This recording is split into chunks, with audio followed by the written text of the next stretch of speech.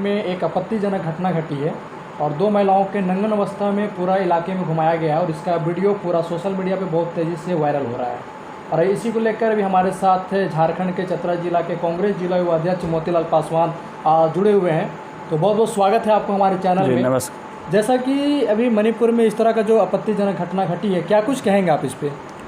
सबसे पहले तो जो अखबार और मीडिया के माध्यम से जो चैनल में चल रहा है मणिपुर की घटना बहुत दुर्भाग्यपूर्ण है। सभी युवा और सामाजिक लोग बहुत इसका निंदा कर रहे हैं जी। और सबसे पहले तो केंद्र सरकार के द्वारा जो ढोल पीटा जाता था कि महिला को सम्मान करने के लिए हम देश में अनेक तरह से कानून ला रहे हैं, लेकिन आपका कानून फेल है, मैं मानता हूं और पूरा समाज मान रहा है। क्योंकि मणिपुर के घटना से पूरा देश नहीं पूरा दुनिया उस वीडियो को देखा है कि किस तरह के अवस्था में घुमाया जा रहा है, गंदा अवस्था में घुमाया जा रहा है, जो कि हम लोग बोल भी नहीं सकते हैं। बहुत शर्मसार करने का विषय है। और वहाँ के जो स्टेट गवर्नमेंट है मणिपुर के, उसको अभी लम्ब इस्तीफ़ा कर देना चाहिए। क्योंकि आपका देश में राज्य में जब कानून व्यवस्था का नाम नहीं है, आपका कानून व्यवस्था का धज्जियाँ वहाँ के युवा लोग, वहाँ के ग्रामीण लोग उड़ा रहे हैं, उस समय आपको एक पल भी उस पद पर रहने का आपको कोई भी औचित या उचित नहीं है। क्योंकि आपने देश को जनता को गुमराह करके केंद्र में हासिल किया आप अपना राज सत्ता, मणिपुर में आप हासिल किए हैं सत्ता। क्यों? क्योंकि आप महिला के बात ला करके महिला को हम सम्मान देंगे, युवा को रोज़गार देंगे, लेकिन आपका सारा रोज़गार फेल, आपका सारा महिला का सम्मान फेल, जो कि मीडिया बंधु के माध्यम से, समाजसेवी के माध्यम से, विभिन्न चैनल के माध्यम से हर राज्य में कुछ न कुछ भाजपा के शासित जो राज्य है वहाँ से सुनने को मिलता है कि इस तरह के घिनौना कार्य हो रही है। जैसा कि मोती जी जो वहाँ के मणिपुर के जो सीएम हैं, उनके द्वारा बताया जा रहा है कि इस तरह का घटना हमारे राज्य में लगातार होते गए हैं, लेकिन ये जो सोशल मीडिया पे ये जो वायरल हो गया, जिसके कारण ये चर्चा का विषय बना हुआ और इसको लेकर जगह जगह पे धरना प्रदर्शन चल रहा है, इस पर आप क्या कहना चाहेंगे? वहाँ के जो सीएम उनके प्रति आप क्या कहना चाहेंगे? सबसे पहले तो मैं वहाँ के सीएम जो बात को रखे हैं वो बहुत दुर्भाग्यपूर्ण और बहुत गलत बात रखे। क्योंकि सीएम और पीएम का पद एक संवैधानिक पद है। जो भी आप अपना बात को रख रहे हैं सोच समझ के रखना चाहिए। आप समझ सकते हैं जिस राज्य का सीएम उस विचारधारा के हैं कि और इस तरह का हमारे मणिपुर राज्य में घटना घटा है जो कि मीडिया के अखबार या मीडिया के चैनल में नहीं चला है, बहुत सारा ये घटना घटते गया और समाज में मतलब गंदा मैसेज आता है, समाज में उस तरह का मैसेज आता है। इस पे महिलाओं पे क्या इफेक्ट पड़ेगा? इस तरह का जो वीडियो वायरल हो रहा है और इसमें बहुत सारी महिलाओं भी इस वीडियो को देख के निंदा कर रहे हैं, इस पे हमारे क्षेत्र के महिलाओं पे क्या इफेक्ट पड़ेगा?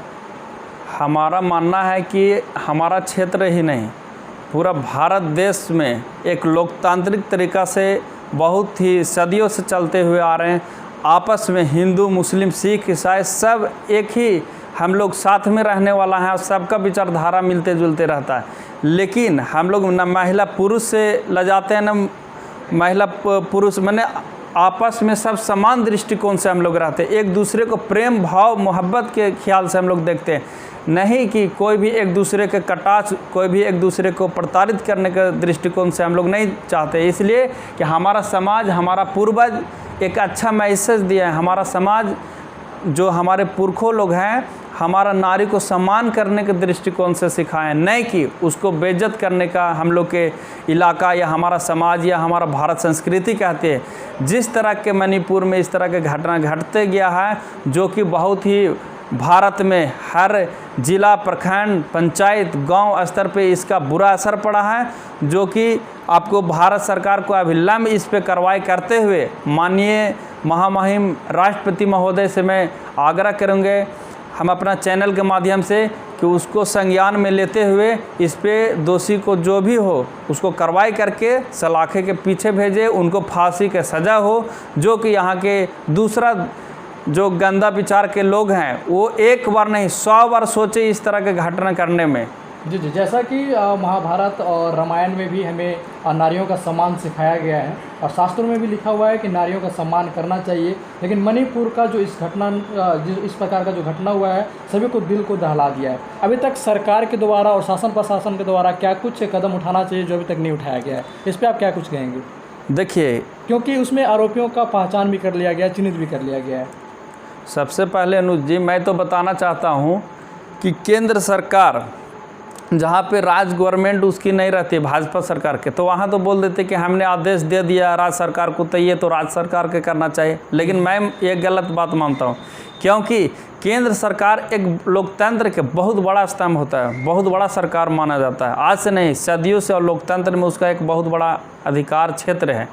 मैं मानता हूं कि केंद्र सरकार अपना स्तर से, जब राज्य सरकार वहां के सक्षम नहीं है सरकार चलाने के लिए, तो केंद्र सरकार को गृह मंत्रालय को स्वतः संज्ञान लेकर दोषियों पर कार्रवाई करना चाहिए, क्योंकि आपको वीडियो फुटेज में स्पष्ट दिख रहा है कि कौन लोग हैं, कहाँ के लोग हैं, पूरा स्पष्ट दिख रहा है। तो इसमें कहीं से कोई बचने का ख्याल ही नहीं था।